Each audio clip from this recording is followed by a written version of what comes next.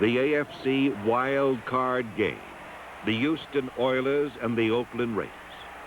Injuries to Leon Gray and Ken Burrow would not prevent the Oilers from realizing their Super Bowl dream.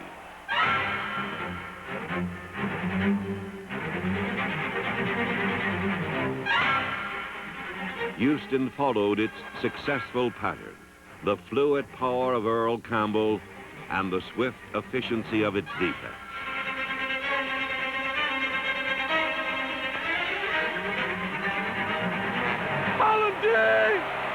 Come on, Doctor!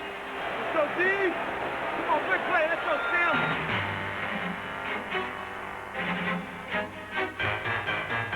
For nearly 3 quarters, the Oilers shut down Oakland's big play offense. One obstacle was left to conquer, the Raiders' defense. For Houston, it proved to be insurmountable.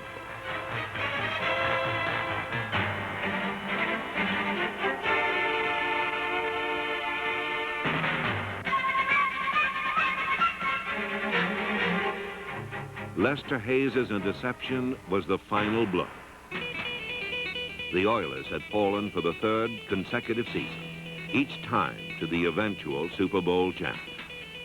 This was no consolation for a team whose dream had been denied once more.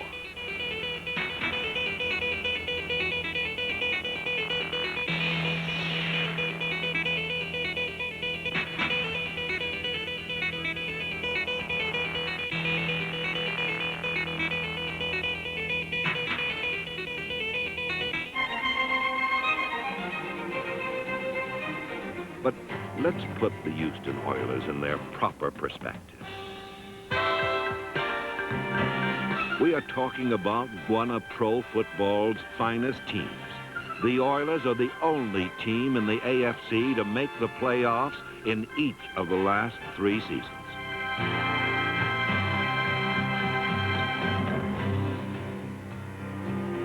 This is a team with the greatest running back in the game today.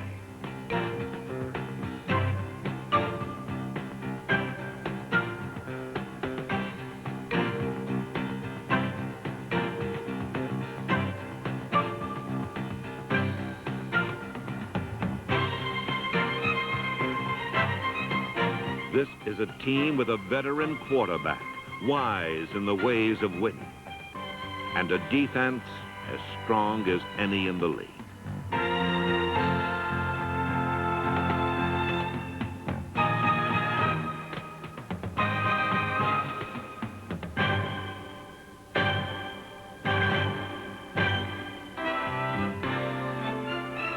The dream may have been delayed in 1980, but the foundation remains. The challenge in 1981 will be to reach football's summit. New coach Ed Biles welcomes the task. One thing is certain. The Houston Oilers will continue to keep company with the NFL's elite.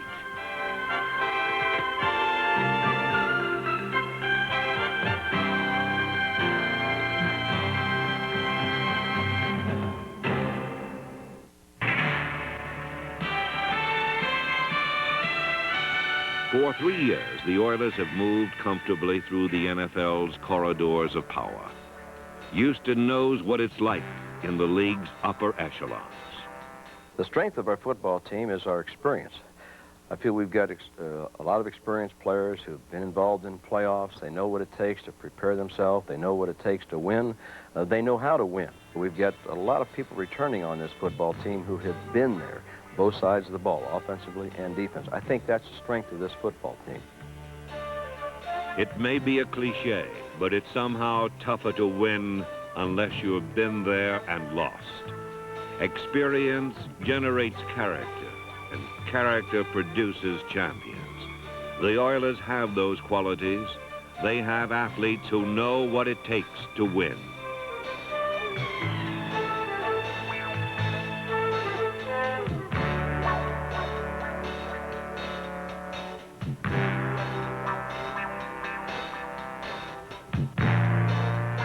Tim Wilson, Ronnie Coleman, Rich Castor, Rob Coffin, Angelo Fields, Boobie Clark, Carl Roaches.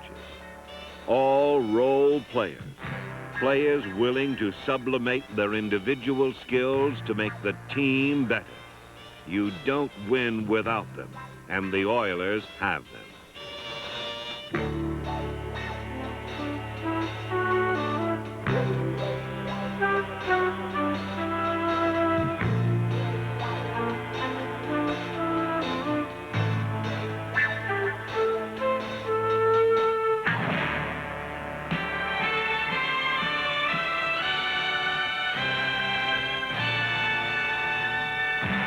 Nowhere is this more evident than on defense.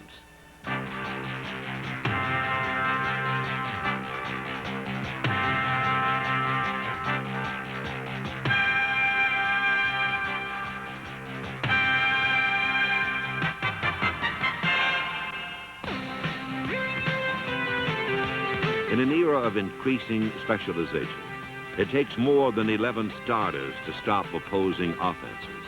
It takes individuals with specific and defined roles. Pass rushers, nickel backs, quick linebackers. Houston has all of them. In the secondary, it's Carter Hartwig. At linebacker, there's Ted Thompson and Darrell Hunt. On the defensive line, number 67, Mike Stensrud and Jesse Baker add their special talents.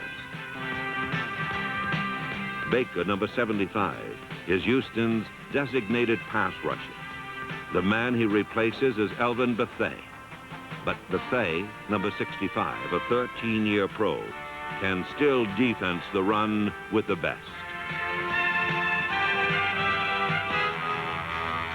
Situation performers are critical to Houston's defensive success, but it doesn't hurt to have an all-pro like number 52, Robert Brazile.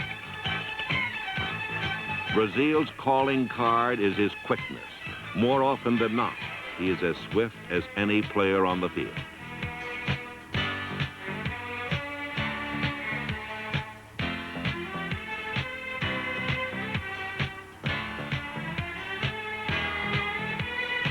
Another Pro Bowl performer in 1980 was cornerback Greg Stemrick, number 27. Stemrick is the new breed of defensive back, a smooth athlete capable of shutting down the game's fleet receivers one-on-one.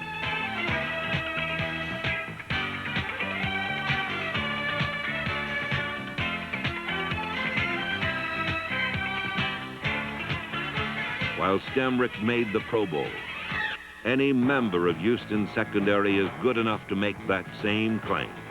Vernon Perry, Mike Reinfeldt, and number 33, J.C. Wilson complete a unit as strong as any in football.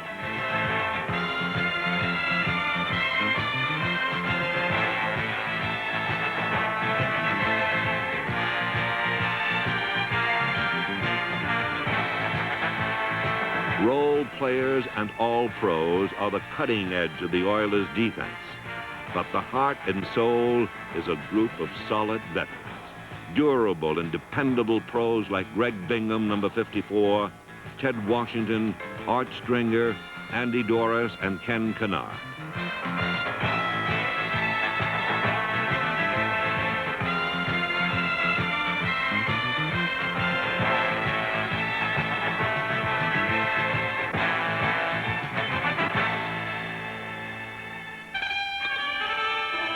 On a Thursday night in Houston, in front of a national television audience, the Oilers' defense composed a masterpiece. The performance came at the expense of the defending Super Bowl champion Pittsburgh Steelers.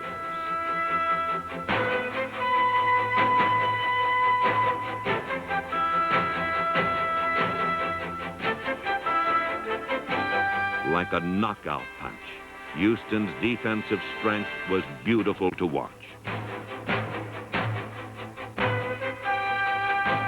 Pittsburgh's explosive offense was so abruptly and so totally brought to its knees that the Steelers themselves were stunned by the flurry.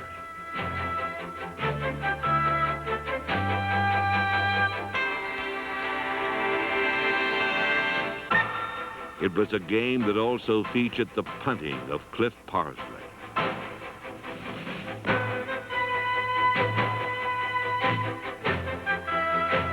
With Parsley dropping punts inside the 5 and the defense squashing the Steelers, Houston's offense had a tough act to follow.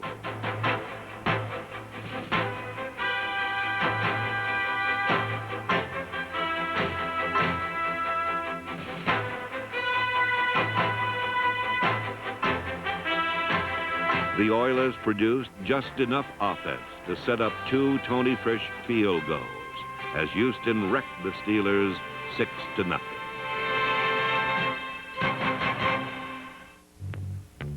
Some have suggested that the passing revolution has escaped the Oilers' attention. Earl Campbell is Houston's offense, claim the critics. And, they continue, pro football in the 1980s will be shaped by sleek wide receivers, not pulverizing backs and powerful tight ends.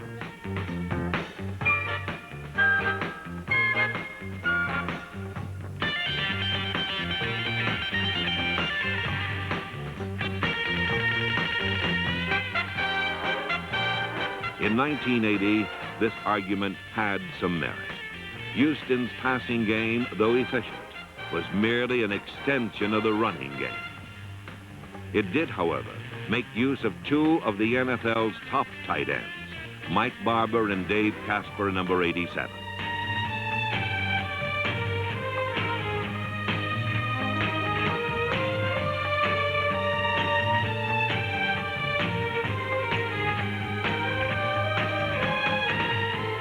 Casper is the best in the game at his position, an Adonis who defines what tight end play is all about.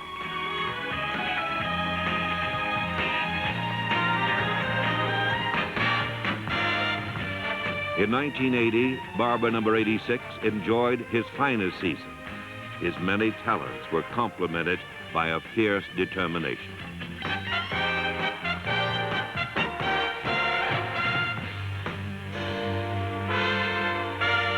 But things will be different in 1981. Primarily, we won't be the 2 tight end offense as a basic attack.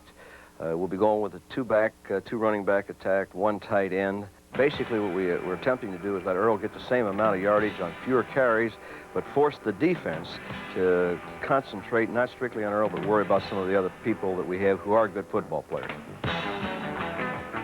In 1981, the focus of the Oilers' attack will be redirected. The offense will no longer be conservative, deliberate, and ultimately predictable. It will be aggressive and adventurous, all because of the passing game. Our thoughts on the passing game this year will be, we'll probably put the ball up in the air more on first down. I think when we get into the scoring area, we had difficulties last year when we hit the 20, 25-yard area of getting the ball in the end zone. I think you'll find us putting the ball in the air a little bit more there. I think we'll be more wide open in that area. Again, trying to put some pressure on the defenses that they have to open up and spread out. With the idea of spreading people out, it's going to force some single coverage on some of our receivers. A basic difference in passing game will be, again, utilization of wide receivers rather than just the tight ends in the passing attack.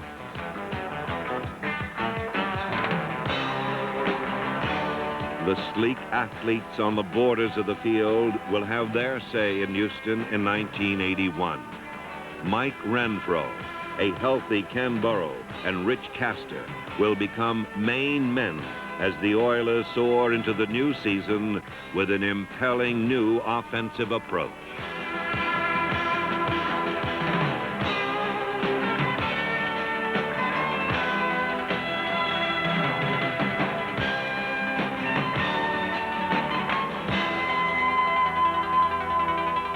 One question remains. Who will be the quarterback? The veteran Ken Stabler, the starter last season, or the younger Gifford Nielsen? The thing that we have to be concerned about is when is the proper time to make that type of change, or when is the young quarterback ready to replace the veteran quarterback. Stabler has done an outstanding job as a quarterback in this league. He had an off year last year from the standpoint of throwing a number of interceptions. That may have been for many number of reasons, not all his fault. It's going to be interesting from our standpoint to see if the changing of the offense back to more of the things that he has done in the past when he was with another football team, whether this he feels more comfortable with this. Stabler is a competitor, and we feel that he's extremely disappointed in the year last year. We feel that he wants to prove to a lot of people that he is still a great quarterback, that we feel that he is. For 7 years, Stabler quarterbacked a wide-open, dynamic offense that was unafraid to throw at any time. On a Monday night in Houston against the Patriots, Stabler rekindled the fires of the past. In Houston's new-look offense, this flame should burn brightly in 1981.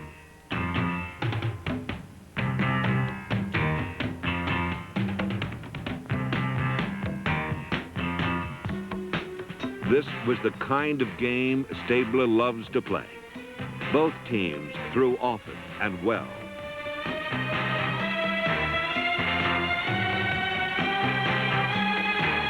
But as he has done so often in his career, Stabler confidently took control with his poised precision and a little bit of luck.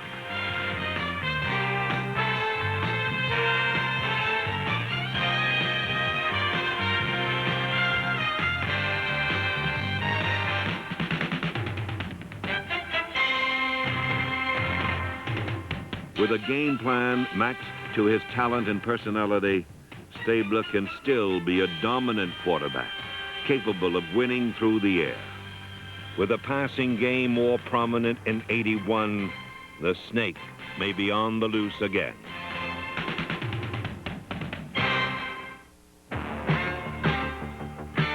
Houston's offensive look may change, but there will still be room for number 34.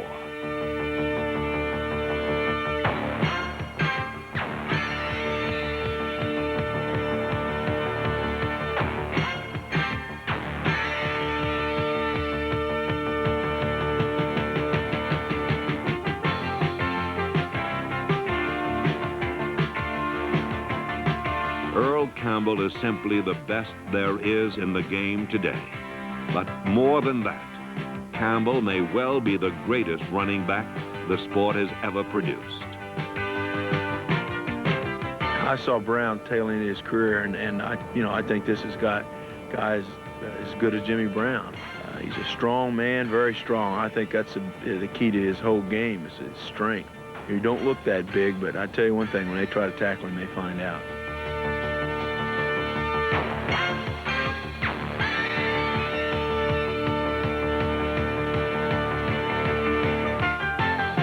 Campbell is truly a man among boys. In pro football's passing revolution, Campbell is the aberration, the one man larger than the revolution.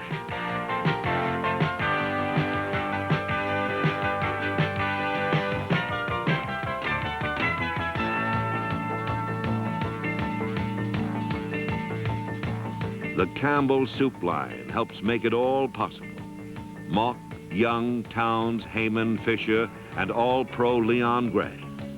They share a special place in the heart of the man they block for. If you only knew how much I depend on those guys, and they would probably sit here on camera and tell you how much they depend on me. I think if it's anything I ever ask one of them, playing or not, I believe they do it because they know I do the same thing with them.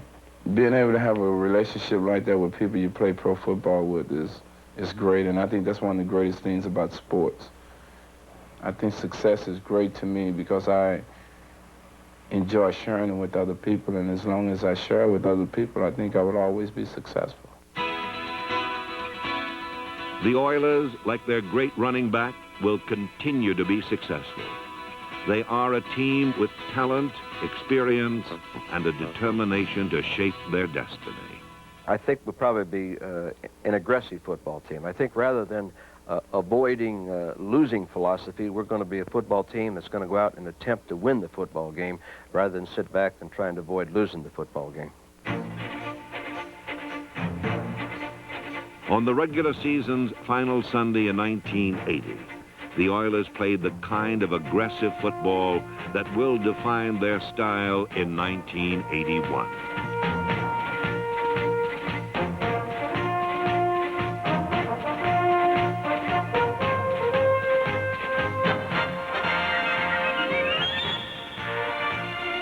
Earl Campbell rushed for over 200 yards for the 4th time in 1980. But he was only a part of the plan, not the entire show.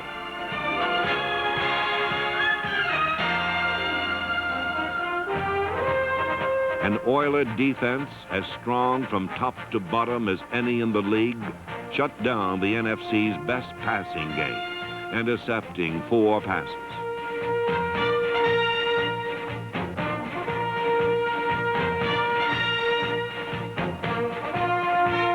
But more importantly, Houston threw the ball and threw it well. On this day against Minnesota, the offense was not one-dimensional. It was varied, sharp, and finally more effective.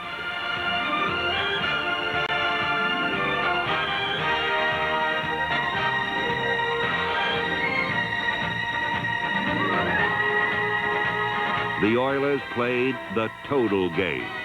It was a preview of things to come in 1981. We feel we've got a good football team. Talking and all these type things are extremely easy to do. The only way we can handle those things is what happens when we kick off in September. I feel extremely confident that this football team feels that they have a lot of things still to prove. The proving ground will be the battlefield. But you can count on one thing. When December comes, the Houston Oilers will be among the best in the NFL. Biles inherits a legacy of success, but it's the promise of tomorrow that fuels Houston's championship dream.